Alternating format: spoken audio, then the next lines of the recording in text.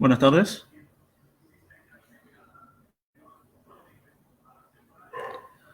Bueno, en esta oportunidad vamos a seguir con el curso de geografía en la semana 4, ¿no? Quien les habla es Fernando Chuquimango de la Universidad San Marcos y vamos a desarrollar en la presente sesión el tema de la hidrosfera, para lo cual vamos a explicar primeramente el origen de la hidrosfera, asimismo los elementos que ésta tiene y todo lo que esto interviene en el beneficio de la Tierra, ¿no?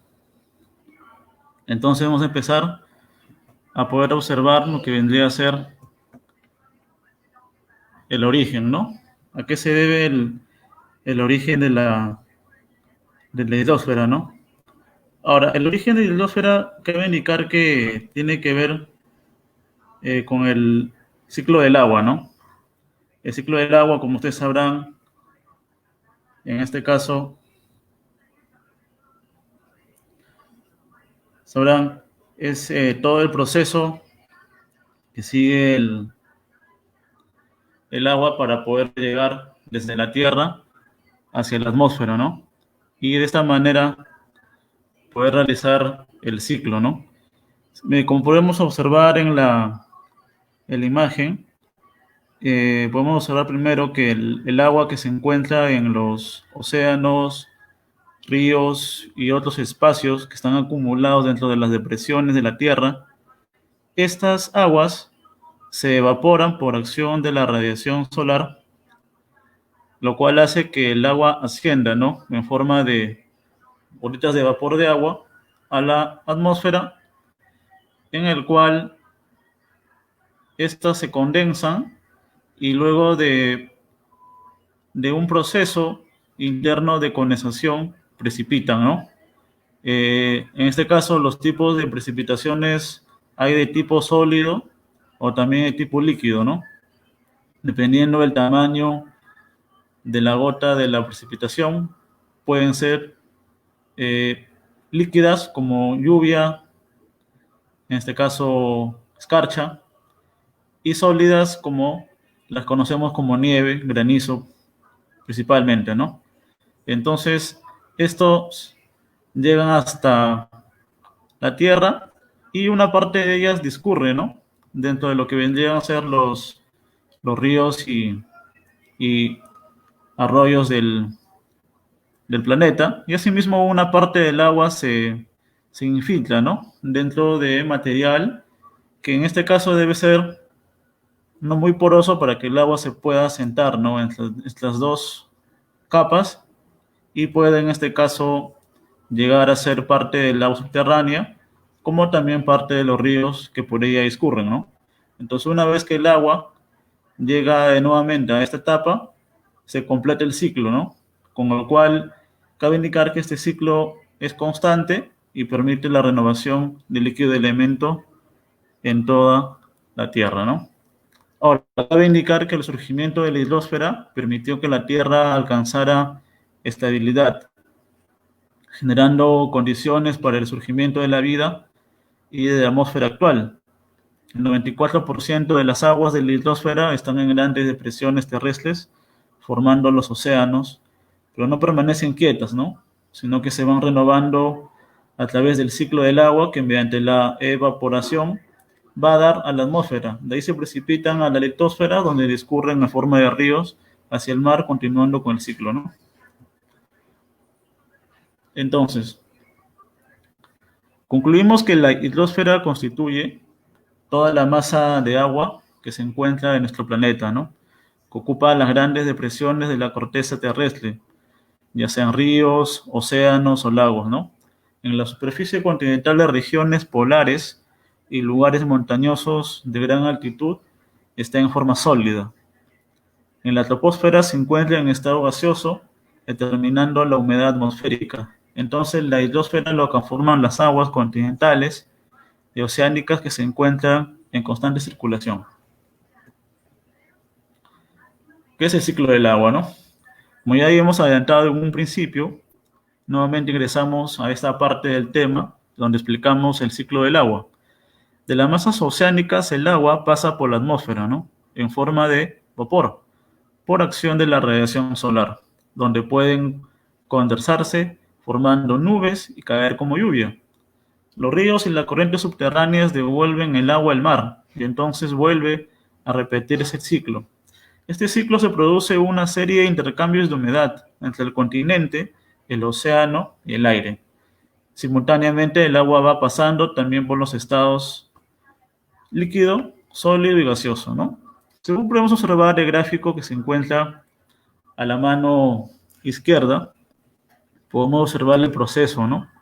Con una primera parte que se centra en lo que vendría a ser la evaporación del agua, ¿no? Ahora, ¿qué agua se evapora, no? El agua que se encuentra en los mares, el agua que se encuentra formando parte de la corteza terrestre que denominamos suelo, que aunque no parezca, también el agua se condensa a partir de objetos sólidos, ¿no? También asimismo tiene que ver el agua que se encuentra de forma subterránea, la cual también se evapora, y de esta manera pasamos a la etapa 2, ¿no? La cual, con ya el agua que se ha evaporado, ya procede a condensar, ¿no? Al condensarse, estas se precipitan en cualquier producto de la condensación, ¿no? Y podemos observar en este caso el que se está efectuando una lluvia, ¿no? Por lo cual vendría a ser una precipitación líquida, ¿no? Y finalmente, la parte 4, ¿no? Donde podemos observar lo que vendrían a ser las aguas de escorrentía superficial y escorrentía superficial. O sea, cabe indicar que la escorrentía vendrían a ser todas las aguas que se desplazan encima de la corteza terrestre, y asimismo también vemos la parte 5, que son las aguas que se infiltran dentro del suelo, ¿no? Que vienen a ser las aguas subterráneas.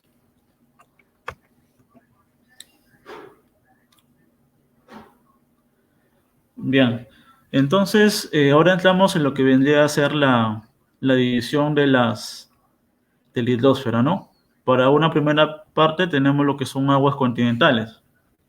La constituyen los lagos, ríos, las aguas subterráneas y glaciares, ¿no? Entonces, ¿qué son los lagos, no? Bien, podemos dar una definición, ¿no? Es una masa permanente de agua relativamente extensa y sin comunicación inmediata con el mar. Se forman cuando las aguas, en vez de correr e infiltrarse por la superficie de la litosfera, se depositan en las depresiones. Ahora, los lagos no son cuerpos, digamos, inertes, ¿no? Eso quiere decir de que no es que siempre permanezcan de un tamaño constante, ¿no? Ya que es un proceso dinámico. Los lagos pueden tener agua en abundancia siempre y cuando sean alimentados por los ríos que los circundan, o en todo caso que se trate de un infiltramiento de agua subterránea. Sin embargo, si hay variaciones estacionales, o por ejemplo producto del fenómeno del Niño, fenómeno de la Niña, puede que los ríos mermen la cantidad de agua que transporten y de esta manera el lago verse afectado, ¿no? Por ende, podemos decir que estos pueden variar mucho, ¿no? En extensión y profundidad, pero generalmente son alimentados por ríos y manantiales, ¿no? También agua subterránea, pero principalmente son alimentados por ríos y manantiales y en ocasiones por los tres, ¿no? Asimismo pueden desaguar, ¿no? A través de los ríos denominados afluentes o emisarios, ¿no? Por ejemplo, en el sistema del lago Titicaca, podemos observar, por ejemplo, que el río Titicaca se une al lago Popó, en Bolivia, mediante un río, ¿no? Este río se llama Desaguadero, y este vendría a ser un ejemplo de lo que vendría a ser un río que se denomina efluente, ¿no? Esto quiere decir de que el río, digamos, tiene un canal mediante el cual se une a un lago más adelante, ¿no? Muy bien. ¿Por qué son importantes los lagos, no? Los lagos, al igual que los ríos, han sido utilizados por el hombre desde tiempos remotos, ¿no? Durante la etapa neolítica es conocido, en este caso, que varios asentamientos humanos se asentaban al costado de los lagos, ¿no? Ahora, ¿esto por qué? ¿No? Porque estos constituyen un elemento de protección contra los depredadores, ¿no? Asimismo, también es un medio de tener alimento, ya que pueden ser usados para la pesca, e inclusive para poder hacer recolección, ¿no? En este caso, de fibras, ¿no? Para los tejidos, ropa y otros, ¿no? En este caso. Muchos lagos son importantes también como vías de comunicación, ¿no? Como los grandes lagos norteamericanos, donde navegan buques de gran calado, ¿no? También, asimismo, por ejemplo, en nuestro país, en el lago Titicaca, también es usado como lo que vendría a ser un espacio para poder comerciar, ¿no? Ya que bajo este lago navegan varios buques, ¿no? Asimismo, los lagos de regiones montañosas tienen un potencial hidroeléctrico, ¿no? Efectivamente, hay lagos que son utilizados para poder producir energía eléctrica, ¿no? Como les acaba de indicar, ¿no? Los lagos en ocasiones se emplazan en lo que llega a ser mesetas, ¿no?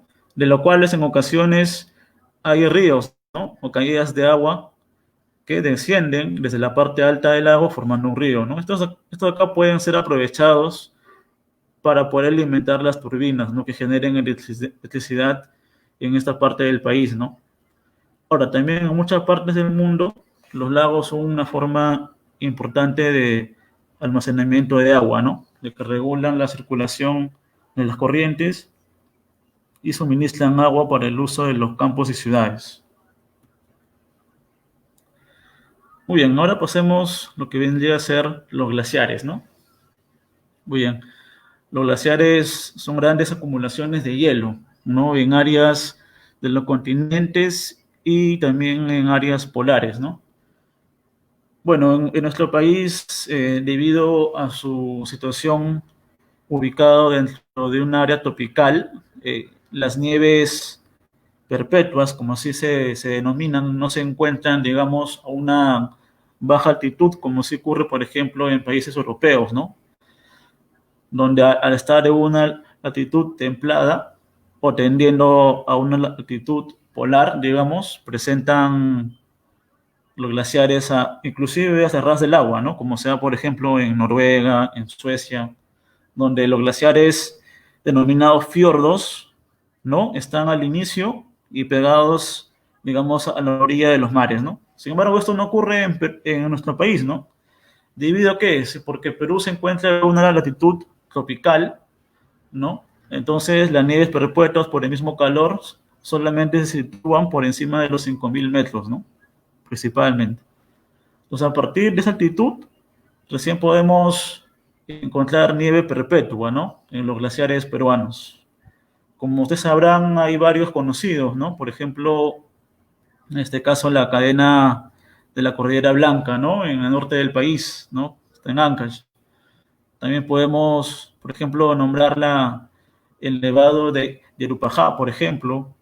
También en Ticlo, en Lima, ¿no? Constituye un importante paso, ¿no? También es un paso fronterizo, digamos, entre la costa, ¿no? Y la sierra, ¿no? O sea, los pasos son los puntos más altos, ¿no? En los cuales es posible pasar de vertiente, ¿no? Por ejemplo, para ir de Lima a Huancayo tenemos que subir la cordillera, ¿no? Y en este caso el paso se llama Ticlo, ¿no? Y al descender por llegamos bueno, a las ciudades que se encuentran de la otra parte, en este caso de la parte centro de la Sierra Central del país, ¿no? Vendría a ser Huancayo, Cabelica, ¿no? Muy bien. Sabiendo esta acotación, podemos también indicar lo siguiente, ¿no? Que se originan por concentración de capas sucesivas de nieve, ¿no? Los glaciares no se mantienen estáticos, ¿no? Descienden lentamente, ¿no? Claro, también es un cuerpo vivo, ¿no? No es un sistema estático, ¿no? Recuerden que todo se encuentra bajo constante dinámica, movimiento, ¿no? Entonces, estos descienden lentamente montaña abajo, impulsados por la gravedad. Si es en forma violenta, pueden originar aluts, y si es de una reputación lenta, ¿no? Si es un movimiento lento, origina lo que son lenguas glaciares, ¿no? Ahora, ¿por qué dice que en forma violenta, no? Ustedes recuerdan, por ejemplo, el sismo ocurrido en el año 1970, ¿no? Ya con la denominación en este caso, terremoto. Este terremoto no solo produjo, digamos, daños a las poblaciones continuas solamente por lo que respectaba, digamos, a la intensidad sísmica, ¿no?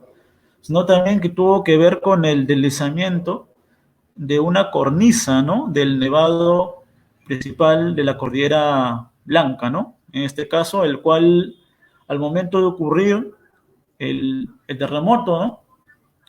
Hizo que se desprendiera una cornisa de una montaña muy cercana al lugar del epicentro, haciendo que éste se deslice y forme lo que vendría a ser un alud, ¿no? Este alud vendría a ser en todo caso un deslizamiento de hielo con tierra y lodo que encuentre a su paso, lo cual cubrió completamente la ciudad de Yungay, pues, ¿no? En el año 1970, ¿no? Entonces, ahí, digamos, vemos un ejemplo de lo que vendría a ser eh, un peligro, lo que vendría a ser este descenso, ¿no? Lento de las montañas, ¿no? Cabe indicar que ante una actividad sísmica de alta intensidad, como fue en aquel junio de ese año, se desprendieron y originó lo que vendría a ser el alud, ¿no? Continuando, entonces, vamos a ver ahora lo que vendría a ser la importancia de los glaciares. Son reservas naturales de agua dulce, claro.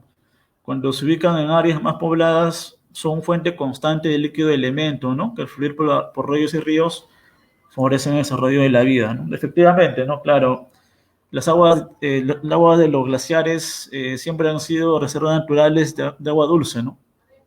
Recordemos que los glaciares son el sustento de los ríos, ¿no? De los ríos que discurren por nuestra costa, ¿no? Por ejemplo, en este caso, en los nevados que están en Ticlio, ¿no? Son de ellos varios los que originan el río Rímac, el río Chillón, para los que viven más al norte de Lima, quizás, y también el río Lurín, ¿no? Para los que viven al sur. Entonces, de esta manera, digamos, alimenta el cauce de estos ríos, ¿no? Si no fuera por los nevados, estos ríos no existirían, ¿no? Serían solamente torrentes secos. Contribuye a termorregular el clima planetario, ¿no? Al proveer de bajas temperaturas al Ecuador y viceversa, ¿no? Efectivamente, ¿no? Claro, esto regula lo que vendría a ser el clima planetario mundial, ¿no? Digamos que le brinda equilibrio al sistema, ¿no? Donde haya un área de bajas presiones y otras dos áreas de alta presión, y de esta manera el sistema quede equilibrado, ¿no? Para que no existan, en este caso, grandes cambios variacionales de temperatura dentro de distintos países, ¿no? Por ejemplo. Asimismo, claro, tienen un potencial turístico, ¿no? Por la belleza escénica que ofrecen al hombre, ¿no? Sirven de recreación, efectivamente. También muchos países aprovechan este potencial para elevar el nivel de vida de sus pueblos, ¿no? Ejemplo, Suiza y Austria con los Alpes, Francia con los Pirineos, por ejemplo, ¿no? Los glaciares en el Perú, claro. Nuestros glaciares, como les indicaba al inicio, se ubican en una región tropical, ¿no?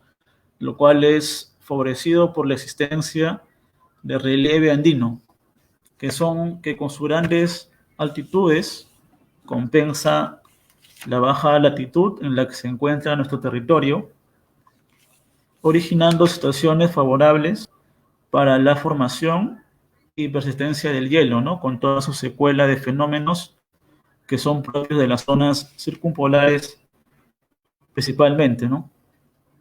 En el Perú, el hielo y glaciares se presentan por encima de los 5.000 metros, ¿no? Claro, como le estaba mencionando, en este caso, dentro de lo que vendría a ser los glaciares, por Perú situarse en una área tropical, en este caso, estos se ubican por encima de los 5.000 metros. Destacan la Cordillera Blanca, también la Cordillera de Huayhuash en Ancash, Raura en Pasco, Carabay en Puno, y en numerosos picos y montañas como Chicani, Ausangate, entre otras, ¿no?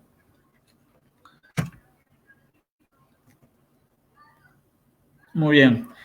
Esto es algo importante, ¿no? ¿Cuáles son las características que presentan los glaciares andinos, ¿no? Ya, digamos, situándonos dentro de nuestro territorio, ¿no?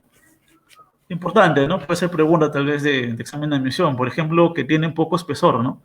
Estas raras veces tienen lugar a acumulaciones sobre los 500 metros de profundidad. Efectivamente, ¿no? Los glaciares que se sitúan en nuestro territorio, en este caso, tienen muy poca densidad, ¿no?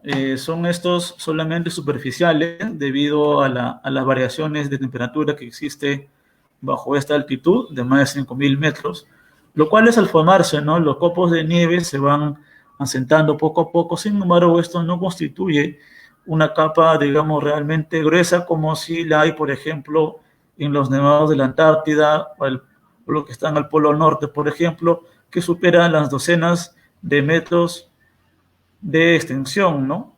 De estos glaciares, lo cual no ocurre en nuestro país, ¿no? Tienen poco espesor, por lo cual son susceptibles a poder desaparecer por acción del calor. Recordemos que estamos en una etapa de calentamiento global, ¿no? De cambio climático, lo cual en este caso puede producir de que estos glaciares disminuyan su espesor y de esta manera se vean afectados los medios y ecosistemas que se encuentran sobre todo a lo largo de la costa peruana, por ejemplo, ¿no? También podemos ver que son muy agrietados, ¿no? Tienen muchas fisuras, por ellas penetra el agua de las lluvias, lo que origina grandes bolsas de agua en el interior de las lenguas glaciares, las mismas que pueden producir aluviones como el que destruyó Ranraírca, ¿no? El Callejón de Huaylas. Como les indicaba al inicio, ¿no? Recordemos, en este caso, el sismo que ocurrió en el año 1970, ¿no? Lo cual sepultó prácticamente toda una ciudad, ¿no? Asimismo, también presentan cornisas, ¿no? Que son salientes de varios centros de metros como las de Huascarán. Son un peligro potencial porque pueden ceder por la gravedad y producir tragedias como la destrucción de Yungay. Efectivamente, ¿no? Como les indicaba al inicio, estas cornisas constituyen un peligro, ¿no? Porque pueden ceder por la gravedad y también ante, efectivamente, un movimiento sísmico de gran intensidad como ocurrió en aquel año, ¿no? Entonces, al ocurrir este fenómeno sísmico, es donde se desprende una de las cornisas del Nevado de Huascarán, haciendo que ocurra lo que vendría a ser un alud. Y este alud, en este caso, hizo que se sepulte toda una ciudad, ¿no? Una ciudad completa como lo que fue la ciudad de Yungay, ¿no? En este caso. Muy bien. Bien, ahora entramos a un tema importante, ¿no? También dentro de la división de la hidrosfera, en este caso podemos también tener en cuenta las aguas subterráneas, ¿no? Muy bien. Bueno, indicarle precisamente con lo que viene a ser un ejemplo, ¿no? Por ejemplo, los que viven en la parte norte de Lima, ¿no? Habían lo que vendrían a ser unos acuíferos, ¿no? Por ejemplo, en la zona de Puente Piedra, también en la zona de San Diego, existían hasta hace no mucho tiempo, quizás unos 10, 15 años, existían una suerte de lagunas, ¿no? No unas lagunas de baja profundidad, más o menos unos 4 o 5 metros, ¿no? No pasaban de ahí. Y se encontraban muy cerca de las áreas pobladas, ¿no? Entonces la gente, bueno, comenzó a usar el agua también como, aparte de usarlo como medio de consumo, también para sus actividades comerciales, por ejemplo, y con esto, bueno, de acá pasó más o menos 5 años y estos se secaron, ¿no? Se secaron, ¿no? Y esto ha sido recién, ¿no? Por ejemplo, quien viva por esa parte de San Diego o también habían en Puente Piedra, habían una suerte de acuíferos, ¿no? Que son como lagunas pequeñas, ¿no? Y ahora, ¿esto a qué viene, no? Que los acuíferos son por el agua que se encuentra en la napa freática, ¿no? Que vendría a ser, en este caso, el agua que se encuentra en el subsuelo. Entonces, en aquella zona del norte de Lima, esta agua subterránea, digamos que al llegar a una zona de baja porosidad, pudo llegar, digamos, a la superficie y formó esta pequeña laguna, ¿no? Entonces, es como un ejemplo, ¿no? De lo que vendría a ser las aguas subterráneas, ¿no? en nuestro país. Obviamente que, que en ocasiones, que en otros países, estos prácticamente constituyen ríos, ¿no? Ríos de gran cantidad de agua, ¿no? Que discurre bajo tierra, ¿no? Lo cual no se da en Perú, pero como les indicaba al inicio, tiene ciertas cuestiones que son interesantes de poder estudiar, ¿no? Muy bien. Entonces, en las regiones de relieve suave y rocas porosas, permeables, la mayor parte de agua de lluvia se infiltra, ¿no? Por ejemplo, por efecto de la gravedad y engrosar el volumen de las aguas subterráneas, ¿no? La cantidad de agua dulce que se encuentra debajo de nuestros pies supera a los ríos, lagos y arroyos. A medida que aumenta el agua en la superficie empieza a descender al subsuelo por los poros, ¿no? Hasta encontrar rocas impermeables. Esto es importante, ¿no? Como según vemos en el gráfico, que se encuentra a la mano izquierda, observamos que el agua al principio se encuentra en un lugar que tiene una alta pendiente, ¿no? Entonces esto posibilita que el agua se infiltre en lo que vendríamos a ver la zona de recarga. Entonces el agua ingresa por ahí. Sin embargo, para poderse quedar entre estas dos capas de suelo que existe en la parte de la capa impermeable y la capa continental, debe haber un tipo de roca especial que haga que el agua se mantenga por encima y que no filtre, ¿no? Eso es una roca porosa, ¿no? Por ejemplo, esta parte inferior puede ser de una roca caliza, por ejemplo, una piedra pómez, ya que el agua no logre infiltrarse por debajo de esta roca y quede por encima de esta, ¿no? Entonces, lo que puede hacer que el agua descienda como un curso continuo y permanente por debajo de la capa confinante que vendría a ser, en este caso, la primera capa del suelo. Muy bien. Ahora, sin embargo, este curso de agua subterránea no permanece constante, ¿no? Recuerde usted que en este caso el relieve terrestre no es continuo, ¿no? Tiene en ocasiones abruptos descensos, luego subidas, bajadas. Entonces, este curso de agua no se mantiene constante, sino que se adapta a estas ondulaciones del terreno, haciendo que en ocasiones, en lo que vendrían a ser espacios ciegos, digamos, donde la presión del agua es mayor, el agua sale, ¿no? Hacia la superficie terrestre, lo cual tiene un nombre de pozo artesiano surgente cuando el agua sale por sí sola y pozo artesiano no surgente cuando el agua no llega a ese nivel de presión que haga que ésta salga del subsuelo, ¿no?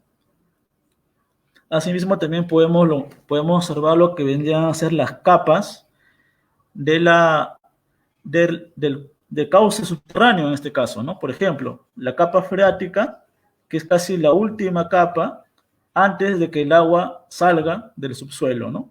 También podemos ver abajo lo que vendría a ser el acuífero libre, que es un acuífero de reserva, digamos, que almacena el agua, pero nunca llega a secarse por completo. Luego, una capa confinante, que es una roca porosa, que no es permeable, el agua en sí, en el curso del agua en sí, y abajo una capa impermeable para evitar que este curso de agua siga descendiendo y se pierda en las capas posteriores de la Tierra, ¿no? Muy bien, una parte del agua subterránea permanece almacenada entre rocas sedimentarias, otra se traslada a los ríos, ¿no? De regreso al mar, y el hombre la utiliza en otra parte, ¿no? La importancia de las aguas subterráneas, ¿no? En este caso, alimenta manantiales y pozos que abastecen de agua a los habitantes de las ciudades y de los campos, permiten el regadío de campos agrícolas en áreas donde no hay suficientes corrientes superficiales, disuelven las materias minerales que contienen los suelos, ¿no? Haciéndolas asimilables por las plantas. Asimismo, garantizan la permanencia de los ríos, abasteciéndolos de agua en los periodos de sequía, ¿no?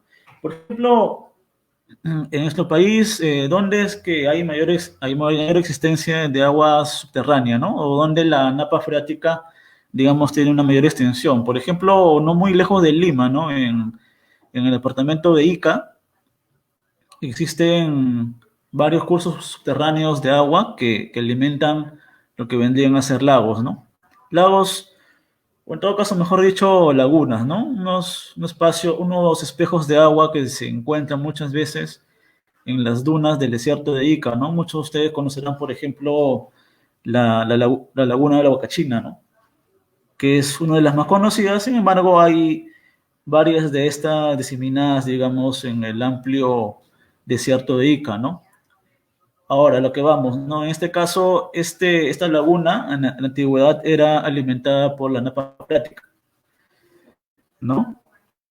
Entonces, esto quiere decir de que el agua que descendía por debajo del suelo era la que alimentaba esta especie de lago, ¿no? En Ica.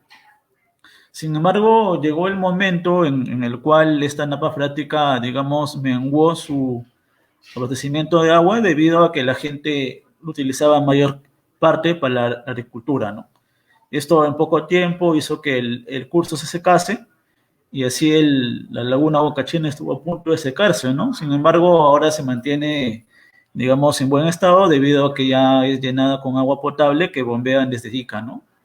Claro que por esto se construyó una importante red de tuberías para poder llevar el agua bueno, esta parte que es un poco lejano, ¿no? Al centro de la ciudad de Ica, ¿no? En este caso, o lo conocen, ¿no? Que han ido por allá, o bueno, sean nativos, sean originarios de la ciudad. Muy bien, bueno, sigamos ahora con los ríos. Muy bien, los ríos, bueno, son corrientes de agua que circulan en la superficie continental, motivada por la gravedad, ¿no? Hacen un modelado de la superficie terrestre, ¿no? Creando valles, quebradas, llanuras, cañones, ¿no? Ahora, ¿por qué hacen un modelado, no? Claro, efectivamente, ¿no? Por ejemplo, en el caso del río Rímac, ¿no? Por temas de historia, podemos en este caso conocer lo que el río Rímac no tenía, digamos, su cono de dirección, en este caso su desembocadura en el Callao como es actualmente, ¿no? Sino que, sino que hace no más de 40.000 años el río Rímac tenía por curso, digamos, natural desembocar en el área de Chorrillos, ¿no? Lo cual cubre una gran cantidad de kilómetros desde el curso original, ¿no? Ahora, ¿qué hizo que cambie, digamos, el curso del río Rímac, de Chorrillos hasta el Callao, ¿no? Claro, esto fue antes de la última glaciación, en el cual produjo una gran cantidad de cambios dentro del modelado terrestre que hizo que el curso del río, digamos, se cambiara y se encuentre ahora en el Callao como es hasta ahora, ¿no? Lo cual obviamente que puede cambiar, ¿no? Nadie sabe que de repente quizás luego exista cambios que puedan producir nuevamente el desplazamiento de su cauce. Muy bien.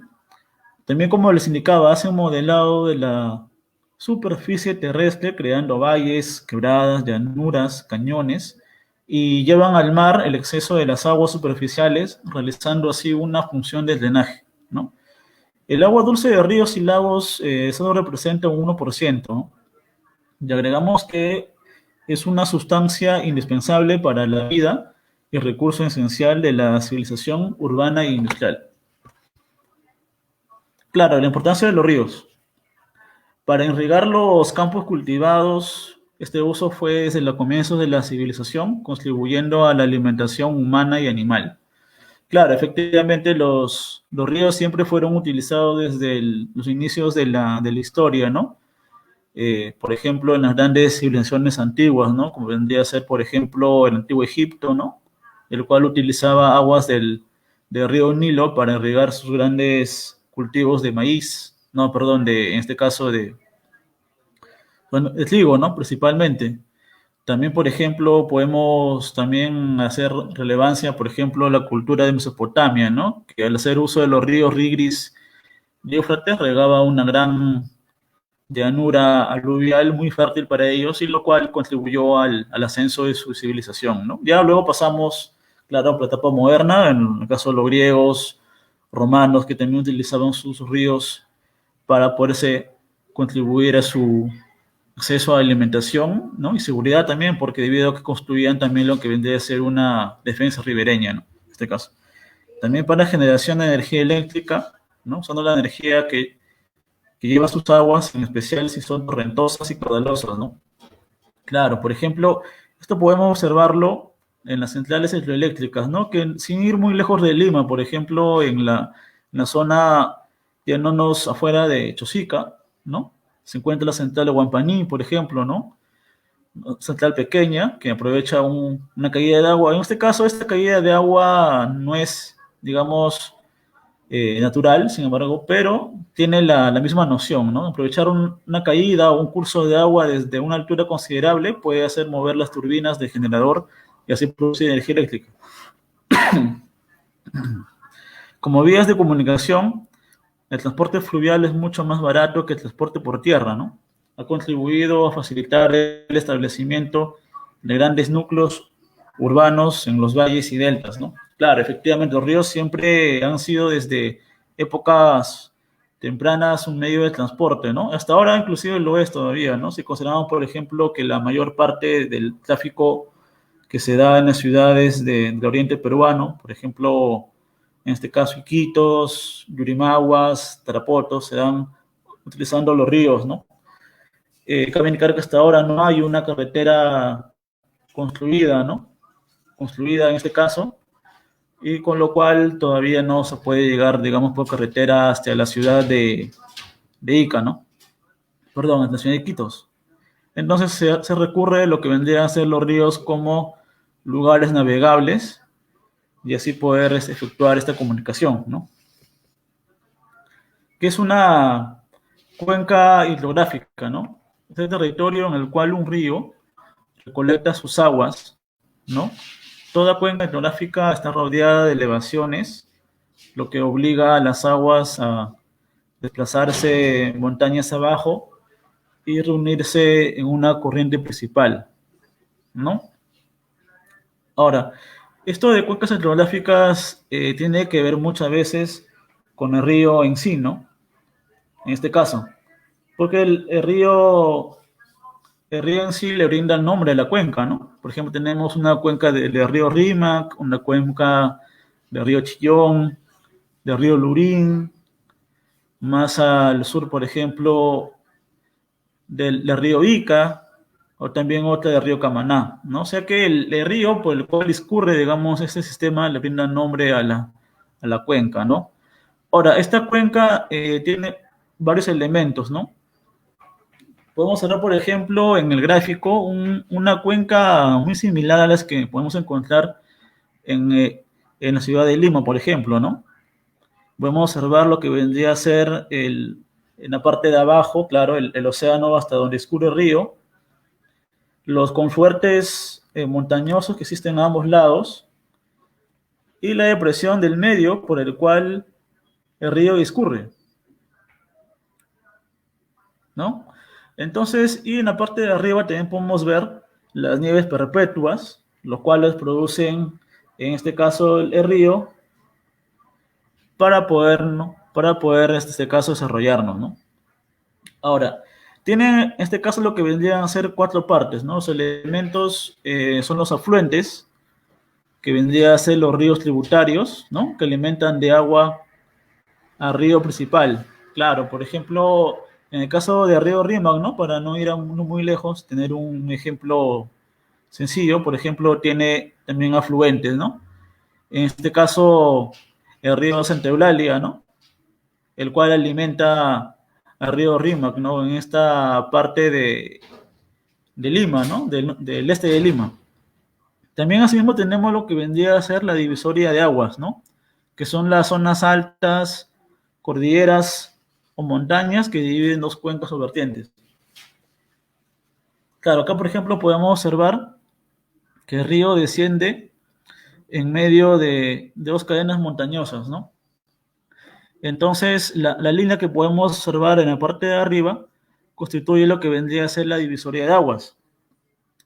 Ahora, en la parte de abajo también podemos observar lo que vendría a ser un río principal, ¿no? Que es el colector en común y un efluente.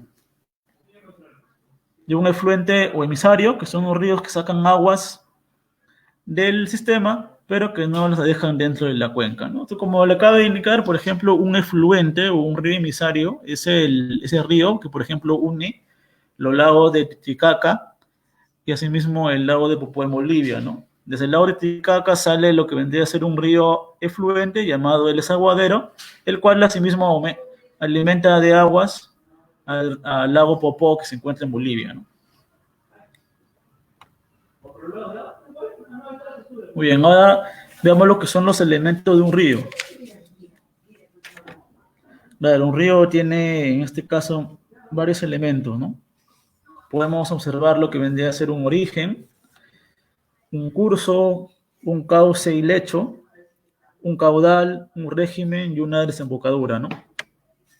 El lugar, el origen vendría a ser el lugar donde nace un río y puede ser una laguna, manantial o deshielo de los glaciares, aumentando su caudal con las orillas, ¿no? El curso vendría a ser la trayectoria que desarrollan los ríos desde su origen hasta su desembocadura, siendo dividido en tres sectores, ¿no? Superior, medio e inferior. Por ejemplo, en el caso del río Rímac, podemos observar que su curso superior vendría a ser desde las altas montañas que se encuentran en esta zona este de Lima llamada Ticlio, ¿no? Entonces, de estas cumbres nevadas, en este caso desciende lo que vendría a ser el origen del río, y asimismo de esta manera constituye el curso alto, ¿no? Luego de esto, el río discurre y podemos encontrar el sector medio, que vendría a ser desde la zona 1, que es que termina el distrito de Chaclacayo, ya llegando a la zona de Ate Vitarte, ya va siendo el curso medio, y este se prolonga casi hasta llegar al mismo cercado de Lima, ¿no? Donde ya podemos hablar de un curso inferior, ¿no? Cuyo destino, en llegar al mar, ya se encuentra próximo, ¿no? Muy bien, entonces, ¿qué vendría a ser también el cauce y lecho, ¿no? El cauce, claro, que son el canal donde se desplaza el río, ¿no? Los puntos bajos de un cauce son llamados bajuares, ¿no? Y talweg, la línea que une las vaguadas, ¿no? Esto es importante, ¿no? Es una pregunta que a veces ha ocurrido en los exámenes de admisión. Caudal. Es el volumen de agua que transporta el río en un determinado momento, ¿no? Se expresa en metros cúbicos entre segundo. Y el mínimo caudal, ¿no? Se llama estiaje y el máximo alcanzado creciente, ¿no? Ahora, como les indicaba anteriormente, digamos, la cantidad de agua que transporta un río también es variable, ¿no? Depende de que existan una gran cantidad de precipitaciones en la zona andina, como por ejemplo en este caso de Lima, que en la parte alta de estos haya ocurrido una gran cantidad de precipitaciones y asimismo una alimentación constante por parte de los glaciares, y de esta manera hará que el río Rímac, digamos, tenga una gran cantidad de agua, ¿no? Sin embargo, esto también corresponde a lo que vendría a ser estaciones, ¿no? Como ustedes sabrán, por ejemplo, cuando visitan o pasan cerca del río Rímac, podemos observar que en los meses de enero, febrero y marzo está, digamos, al tope, ¿no? Se mantiene muy lleno de agua debido a la gran cantidad de lluvia que ocurre en la zona andina del país, ¿no? En este caso, en la zona centro de Lima. Asimismo, llegado a un punto intermedio, se da un descenso de la cantidad del agua cuando ya disminuyen las precipitaciones que ocurren en la zona este de Lima. De esta manera, la cantidad de agua del río disminuye dramáticamente hasta puede considerarse como un torrente seco, ¿no? Ahora, esto de acá también produce lo que vendrían a ser unas divisiones entre los ríos, ¿no? En este caso, porque también podemos hablar de ríos que vendrían a ser arreicos, en este caso ríos exorreicos, pero eso ya lo hablaremos en unos momentos, ¿no? También podemos ver lo que vendría a ser el régimen, ¿no? Que es la variación que experimenta el caudal de un río en el transcurso del año. Y finalmente la desembocadura, ¿no? Que es el punto final de un río. Puede ser un lapso, entonces es llamado endorreico, ¿no? Los ríos son denominados endorreicos cuando estos, digamos, no llegan hasta el mar, ¿no? En este caso desaparecen en el camino, ya sea por evaporación o infiltración. En el caso el río digamos, se infiltre dentro del territorio, ¿no? Por ejemplo, en el caso del río que se encuentran en la ciudad, en el departamento de Ica, ¿no? Que la mayoría de ellos son arreicos, no llegan al mar. O llegar al océano exorreico, en este caso formando deltas y estuarios, ¿no? Claro, en este caso cuando el mar llega, cuando el río llega hasta el mar, en este caso recibe el nombre de exorreico y asimismo tiene una desembocadura, ¿no? Ya que si desciende, digamos, en una gran bahía, se dice que este desciende en deltas y estuarios cuando, digamos, desciende en varios brazos, produciendo una gran cantidad de formaciones de islas, por ejemplo, ¿no? Por ejemplo, esto ocurre en la costa norte, en este caso de América, por ejemplo, en la zona del Ecuador, ¿no? Podemos ver un gran estuario, ¿no? El río Guayaquil desciende, ¿no? Hasta el Océano Pacífico y lo hace mediante varios brazos, ¿no? Varios brazos que producen islas y asimismo producen, y fueron también causantes de poder, digamos, tener el gran golfo que existe en esa parte, ¿no? Del continente americano. Muy bien. Entonces, hasta ahí, digamos que hemos observado lo que vendrían a ser las aguas continentales, ¿no? Las aguas continentales, en este caso, sí. Entonces, continuando, digamos, con lo que vendría a ser los océanos. Los océanos son unas grandes masas de agua saladas depositadas sobre las mayores depresiones de la corteza terrestre, ¿no? Cubren un área total de 205 millones de kilómetros cuadrados. Su volumen, considerando que la profundidad media de los océanos tiene 3.750 metros, es de aproximadamente 524 millones de kilómetros cuadrados. Efectivamente, ¿no? Los océanos son la mayor cantidad de masa de agua salada, ¿no? Que existe en el planeta, ¿no? Constituyen la mayor reserva natural de agua en el planeta. Sin embargo, esta también tiene varias características, como bien les indicaba, ¿no? Asimismo, también podemos notar que los océanos, según la división, en este caso clásica de la geografía, los dividen en cinco, ¿no? El Océano Pacífico, el Atlántico, el Índico, Antártico, Ártico y en este caso el mar de Bering, ¿no? Y bueno, luego continuamos con lo que vendrían a ser las características de los océanos, ¿no? Tiene características como la salinidad, ¿no? Que representa la proporción total en sales disueltas. La media anual es 35 gramos por litro, pero es menor en mares polares y en los que reciben el agua de muchos ríos. Tenemos también lo que son la temperatura, ¿no? Depende de la cantidad de insolación que recibe su superficie.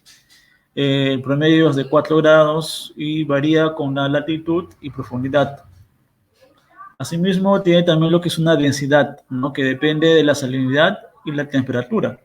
Las aguas más frías tienen mayor densidad, son más pesadas y tienden a descender a mayor profundidad. El promedio equivale a 1028 gramos entre centímetro cúbico. El color también. Conforme nos alejamos de la costa, el color predominante es el azul, por reflejar el color del cielo, aunque este puede variar de un momento a otro por fenómenos que ocurren, digamos, al interior de la masa oceánica. Muy bien. Ahora, en este caso, como les acabo de indicar, también podemos observar lo que vendría a ser la dinámica de las masas oceánicas, ¿no?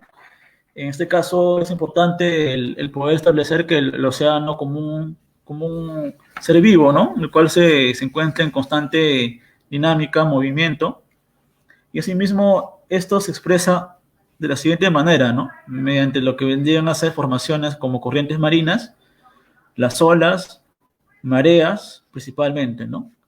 Entonces, en lo que nos atañe al tema, digamos que lo principal sobre las corrientes marinas vendrían a ser las siguientes, ¿no? Que vendrían a ser las masas oceánicas que pueden moverse, ¿no? También por otra fuerza importante como el viento, anticiclones, que originan corrientes marinas superficiales debido al movimiento de rotación y el efecto Coriolis. Las corrientes marinas presentan una dirección general que está enmarcada en grandes circuitos cerrados.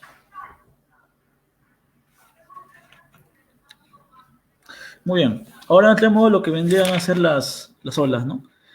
En este caso, las olas obtienen su energía del viento, ¿no? En las orillas se ven efectos espectaculares de esta energía, por ejemplo, los acantilados desgastados por las olas. Las olas del mar aumentan la altura al entrar en aguas menos profundas. Por ello, cuando estamos en la playa, ¿no? Notamos que una ola, al aproximarse a la costa, cobra más altura y violencia, siendo denominadas olas de traslación, ¿no? También hay las olas de oscilación, son las que se observan en alta mar, ¿no? Son olas más calmas, digamos, ¿no?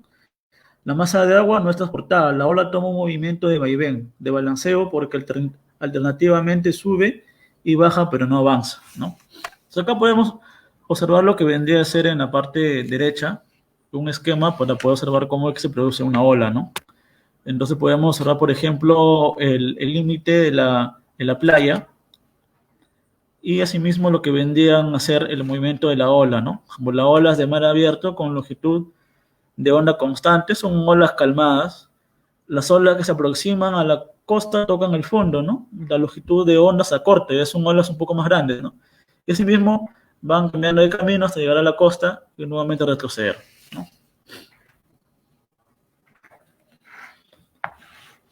Muy bien, antes de entrar al tema de las mareas, hablarle un poco lo que vendrían a ser las características de los 5 océanos que existen actualmente, ¿no? Por ejemplo, el Océano Pacífico, ¿no? Es el más extenso y profundo. Su superficie es mayor a la de toda el área continental. Más número de islas y atolones, ¿no? Los atolones son lo que vendrían a ser arrecifes coralinos, ¿no? O sea, cuando existían esta gran cantidad de, en este caso, moluscos, crustáceos que se fueron depositando poco a poco en esta relativamente baja profundidad del mar, produce con el tiempo la aparición de estas islas, ¿no? Que se denominan atolones, ¿no? Que son arrecifes coralinos con lagunas centrales. Se origina en torno a un cono volcánico, ¿no? También tiene el punto más bajo de la corteza oceánica, el agujero de Challenger, con 11.033 metros y pertenece a la fosa de las Marianas, en Filipinas. Asimismo, el océano, que presenta un intenso comercio internacional. Recordemos en este caso que el océano también constituye un gran medio de comunicación, ¿no? Por ejemplo, se puede pasar desde Europa, en este caso, hasta Chile, o Perú en todo caso, sin necesidad de recurrir a rutas alternas, ¿no? Por ejemplo, recordemos el paso que existe en Panamá, ¿no? Y el llamado Canal de Panamá, por el cual, digamos, se construye lo que es un atajo para poder hacer la ruta hasta Europa más rápidamente, ¿no? Y ya no depender de dar una vuelta completa como se hacía anteriormente, ¿no? Antes de la construcción de dicho canal. Por ejemplo, en lo que respecta al Océano Atlántico, es la segunda masa oceánica más extensa, es el mejor estudiado, efectivamente, tiene la cordillera más larga del planeta, ¿no? La dorsal del Atlántico con 16.000 kilómetros. Cabe indicar que las cordilleras no solamente se dan sobre la corteza terrestre, también es posible encontrarlas debajo del lecho marino, efectivamente, y como les mencionaba, la más grande se encuentra allí con 16.000 kilómetros, ¿no? Asimismo, recepciona los ríos más caudalosos de la Tierra, como por ejemplo el Amazonas, el Congo. Su fosa más profunda es Puerto Rico, con 8.648 metros. Luego hablemos del Océano Índico. Se le considera como el más contaminado debido al aprovechamiento del petróleo. Se generan los vientos monzónicos que afectan intensamente a la India. Su fosa más profunda es Java, con 7.780 metros, ¿no? También hablemos del río Ártico, llamado también Mar Mediterráneo Mundial. Tiene la mayor cantidad de icebergs y banquisas, bloques de hielo flotantes, ¿no? Claro, como hablamos de los glaciares, nos olvidamos mencionar lo que vendrían a ser los icebergs y las banquisas, ¿no? Que son bloques de hielo flotantes, ¿no? Claro, efectivamente. Cabe indicar que el hielo que existe en estas áreas Antártica y Ártica tampoco es que se encuentre bajo, digamos, un régimen que no se mueve o que es inerte, ¿no?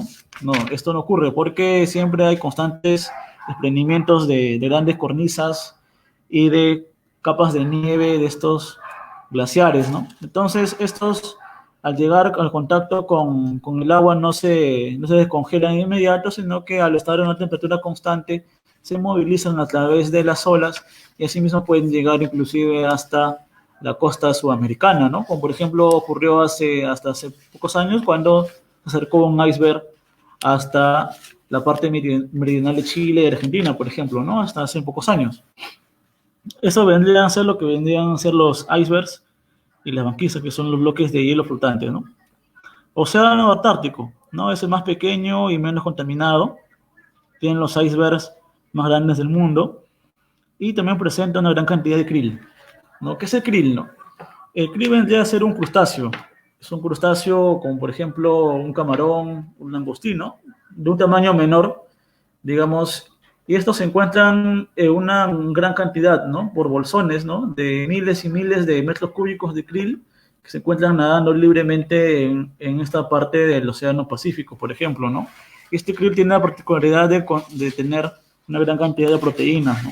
Para el desarrollo de las especies marinas, por lo cual es muy apreciado en lo que vendrían a ser las áreas de pesca, y estas en todo caso constituyen una gran cantidad de esto para que puedan ser consumidos por la población, ¿no? Muy bien. Finalmente pasemos al tema de las mareas, ¿no? Que vendría a ser es el ascenso y descenso al día de los niveles del océano, ¿no? Son producidos por la atracción de la Luna y el Sol, siendo la primera el factor dominante en la altura de las mareas por su cercanía a la Tierra. Ahora, como se acaba de indicar, en este caso todo tiene que ver con lo que vendría a ser el movimiento de la Luna y del Sol, ¿no? En este caso, las mareas constituyen, por ejemplo, que son el ascenso y descenso 2 veces al día de los niveles del océano, ¿no? Son originados por la atracción de la Luna y el Sol, siendo la primera el factor dominante en la altura de las mareas por cercanía a la Tierra. Entonces recordemos lo que vendrían a ser las fases de la Luna, ¿no? Por ejemplo, hay cuarto creciente, luna llena, cuarto creciente y luna nueva. Cuando estos astros se hallan en línea, ¿no? Lo cual se conoce como sisigia, en la posición B y D, su fuerza de atracción se conjuntan para producir mareas más altas o vivas, ¿no?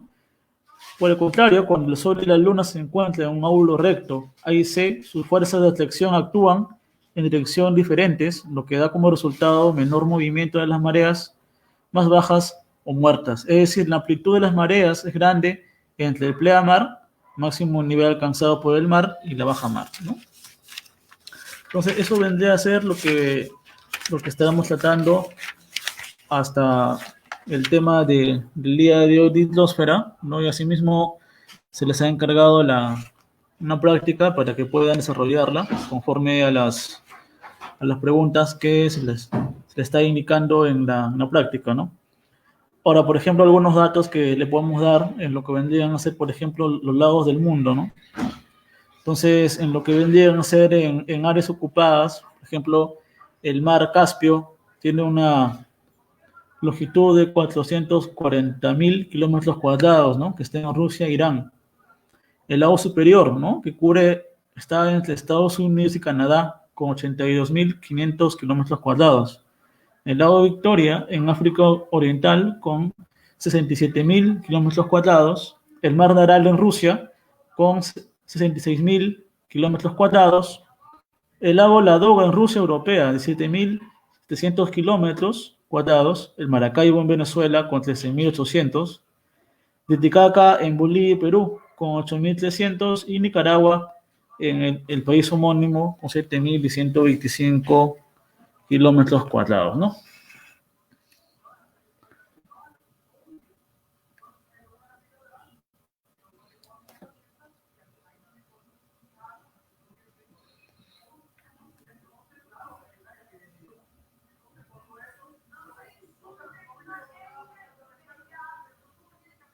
Muy bien.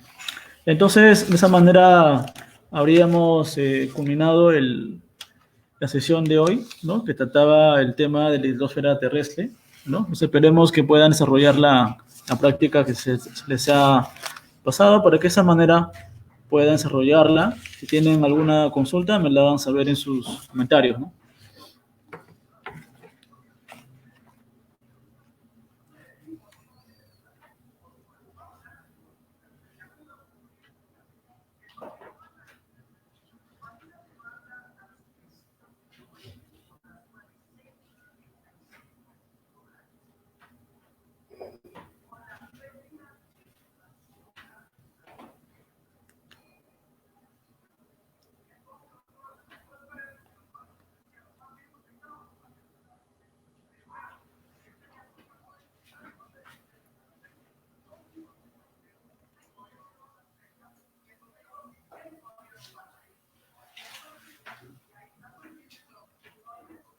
Vamos a responder algunas interrogantes de los alumnos.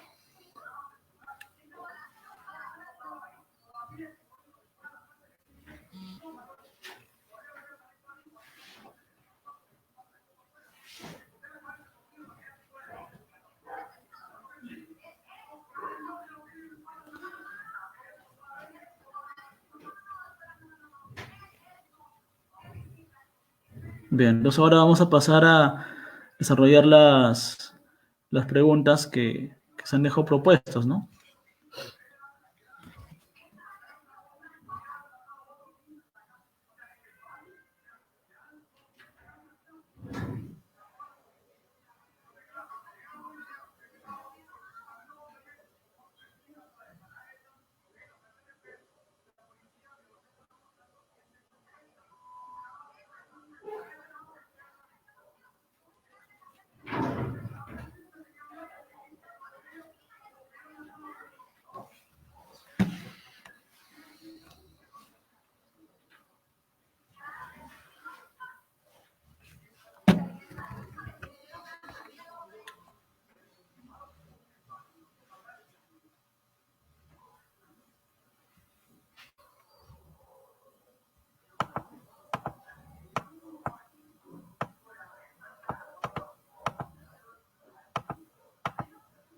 A ver, pero pueden hacer llegar sus interrogantes.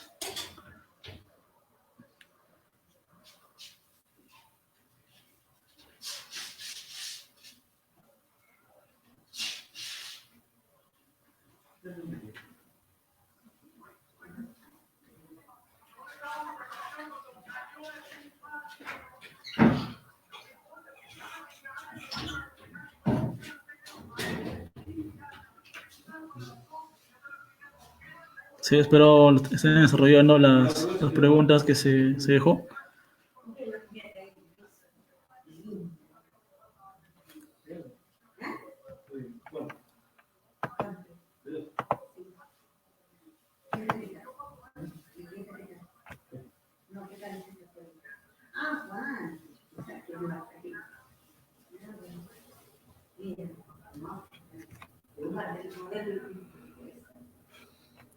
Muy bien, el compañero Rocky Reza, ¿no? Nos hace llegar una pregunta, ¿no? Nos indica qué función tiene la luna en los océanos, ¿no? Como bien les indicaba, la luna tiene lo que vendría a ser un efecto en el magnetismo, ¿no? Debido a que la actividad electromagnética en el planeta entra en conjunción con lo que vendrían a ser los rayos de la luna y estos influyen dentro de lo que vendría a ser el origen de las mareas, ¿no?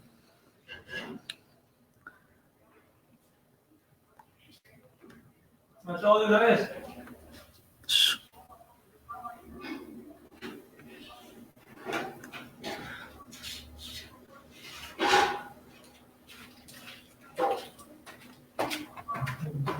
Muy bien, entonces vamos a pasar a desarrollar las preguntas en unos momentos.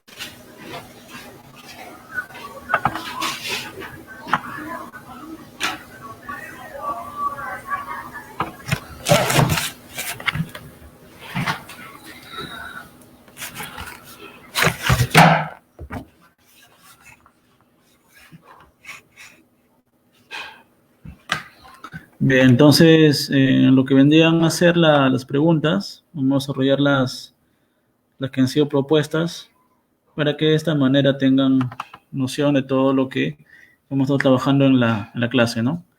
Entonces, la pregunta uno dice, ¿no? Se dice de aquellas aguas que se encuentran en permanente desplazamiento sobre la superficie continental. Se dice la clave uno, que son lénticas, atmosféricas, criogénicas, lóticas o continentales, ¿no? Entonces, la clave de que vendrían a ser las aguas que se encuentran en permanente desplazamiento son las aguas lóticas, ¿no? La clave es la D. La pregunta 2, ¿no? Marcar las alternativas correctas. La litosfera ocupa el 71% de la superficie terrestre. 2. La mayor reserva de agua dulce están en las superficies subterráneas. 3. Durante las glaciaciones aumenta la superficie marítima. ¿De cuáles vendría a ser la correcta? En este caso sería la 1 y la tercera, ¿no? La litosfera ocupa el 71% de la superficie terrestre y durante las glaciaciones aumenta la superficie marítima.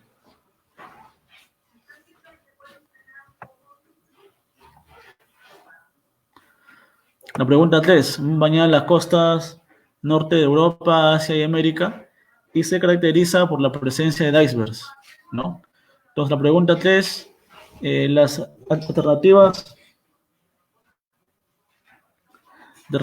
que vendrían a ser sería la A, Polo Norte, B, Mar de Bering, C, Océano Glaciar Ártico, D, Océano Glaciar Antártico y E, Océano Atlántico, ¿no? La clave vendría a ser el Océano Glacial Ártico, ¿no? Es el que baña las costas norte de Europa, Asia y América y se caracteriza por la presencia de icebergs. El 4. El krill, que mide de 3 a 5 centímetros y está constituido por un 70% de proteínas, es un recurso natural presente en alternativa A, en las profundidades marítimas, en los icebergs de Ártico, en las lagunas altoandinas, océano glaciar antártico y océano glacial ártico. Entonces, lo que vendría a ser en este caso la respuesta vendría a ser el océano glaciar antártico. Muy bien, 5. Es el océano más importante en cuanto a transacciones económicas, mayor tráfico comercial, ¿no? Está Océano Pacífico, Océano Índico, Océano Glacial Ártico, Océano Glacial Antártico y Océano Atlántico. Entonces la clave vendría a ser la E. El Océano Atlántico es el océano más importante en cuanto a transacciones económicas. Es el mayor tráfico comercial que existe. Río 6. Se encuentran en estado sólido y están ubicados en los polos y montañas formando glaciares. Alternativa A, nieve.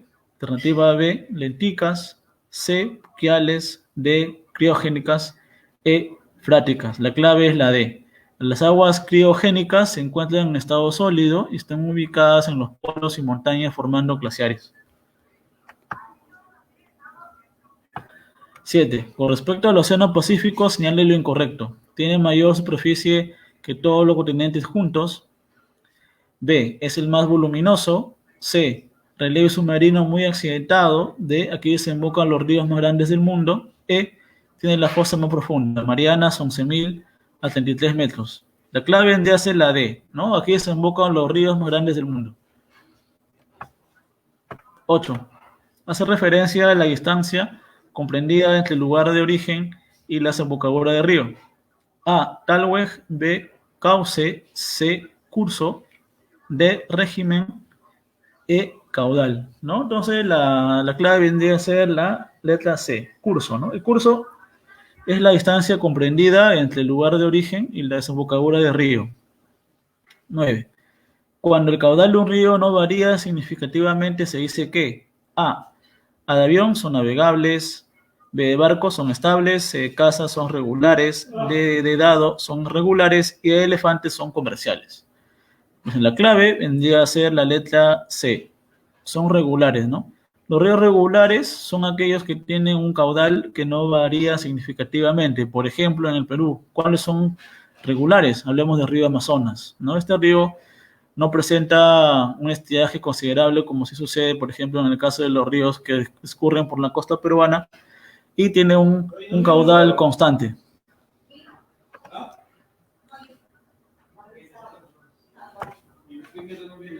Listo. Pregunta 9. Cuando el caudal de un río varía significativamente, es que son navegables, B son estables, B son regulares, D son regulares, E son comerciales. La clave vendría a ser la C. Cuando el caudal de un río no varía significativamente, se dice que son regulares. 10. 10. Sector del curso de un río que representa su juventud. A. Curso superior. B. Curso medio. C. Curso inferior. D. Curso mixto. E. A y B. Entonces, el curso superior vendría a ser la clave A, que es el sector del curso de un río que representa su juventud. Bueno, entonces con esto habríamos terminado la sesión del día de hoy. Espero que haya sido de su agrado, ¿no? Espero que haya sido de su agrado y de esta manera podamos seguir brindando unas clases de calidad, ¿no? Con el desarrollo de la cultura podemos lograr grandes metas en el desarrollo del país, ¿no? Hasta luego, compañeros, alumnos, hasta la siguiente clase.